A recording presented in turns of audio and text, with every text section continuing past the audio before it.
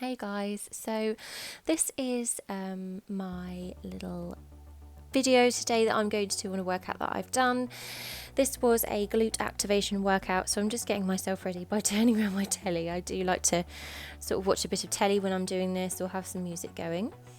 Today I am using my resistance band, which is a medium resistance band, so it's not too loose but it's not too tight either.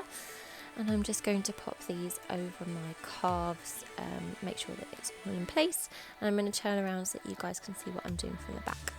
So the first that I'm going to do is a side leg lift with my resistance band. This is really good for glute activation. It was actually an awful lot harder than I really thought it was going to be.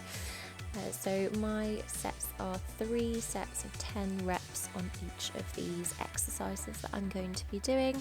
So I'll show you which ones I'm going to do.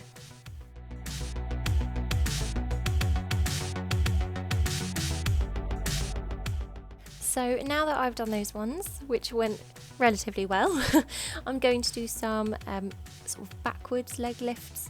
I'm holding on to the wardrobe in front of me just to keep me stabilised. And again, it's just 10 reps on each leg.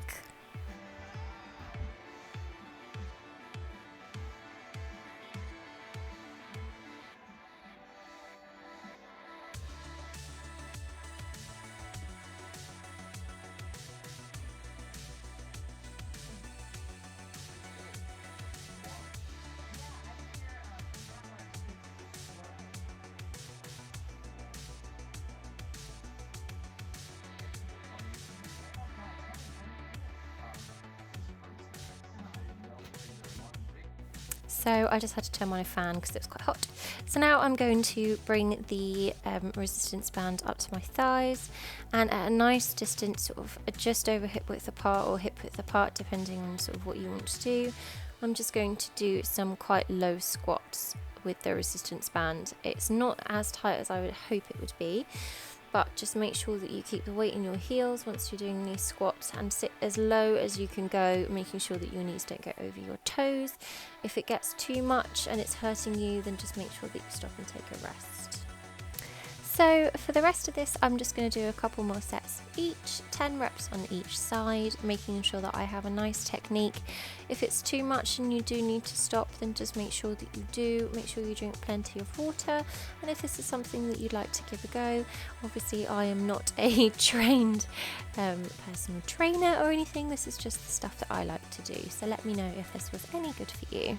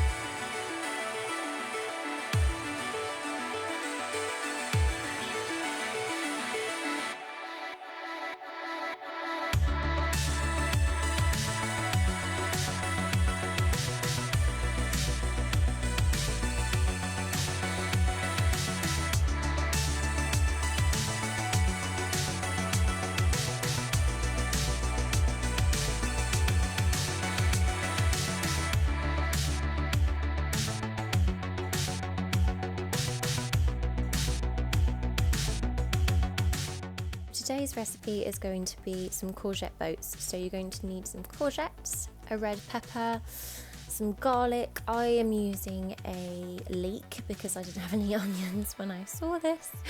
I'm also going to be using half a tomato that I had in the fridge, 1/2 of a green chilli, some 12% fat mince, which is really nice, some garlic granules, some oregano. I'm going to be using some salt and pepper just to sort of, give it some flavour, some Neo Perrin's Worcestershire sauce, a little bit of tomato paste, and just to go in at some dolmio meatball sauce because I'm super lazy. So you're going to want to cut your courgettes or zucchinis, wherever you come from, in half, and just scoop out the middle, so the pulp that's sort of in the middle of it, and you're going to want to do that for all of them. So I've got 3, so these are my 6.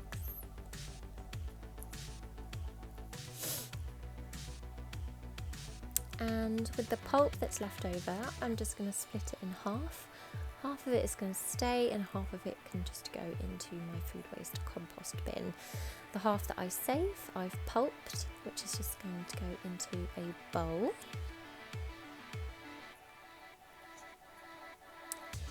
I am then going to make sure that I chop up the rest of my veg. So these are the leeks that I have chopped.